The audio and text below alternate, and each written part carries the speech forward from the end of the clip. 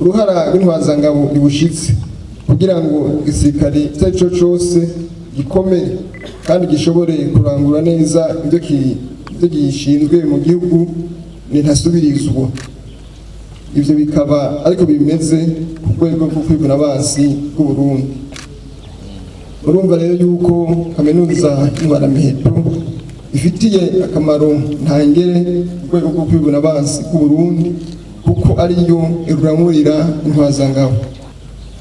Iyo migambi myiza ibonekera mu bitari bike nko kwemerera ubwo rwego kwinjiza imikangara mishasha mu migwi yose, cyane cyane mu mugwi w'intwazangabo utegurirwa muri iyi kaminuza, hamwe no gutanga ibikenewe byose kugira ngo ibigo bitandukanye by'inyigisho z'imikangara yinjira muri urwo rwego bishobore gukora neza, cyane cyane iyi kaminuza y'Intwaramiheto naho kumbure ibibazo tabuze.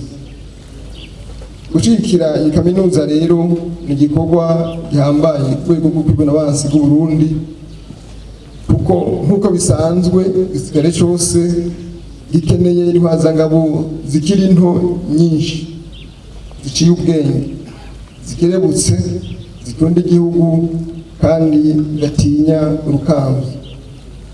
Ni nacyo gituma ibiro bikuru by'urwego rwo kwivuna abansi bw'u Burundi mu ihangiro ryabo yo kugira inyigisho umushinga w'ibikorwa bya minsi yose y'Intwaramiheto bishimikira ku iterambere ry'inyigisho muri iyi kaminuza y'Intwaramiheto, mu kuyishyira imbere y'ibindi bigo by'inyigisho, mu kuyironsa uburyo bukenewe muko leta y'u Burundi igenera urwego rwo kwivuna abansi bw'u Burundi.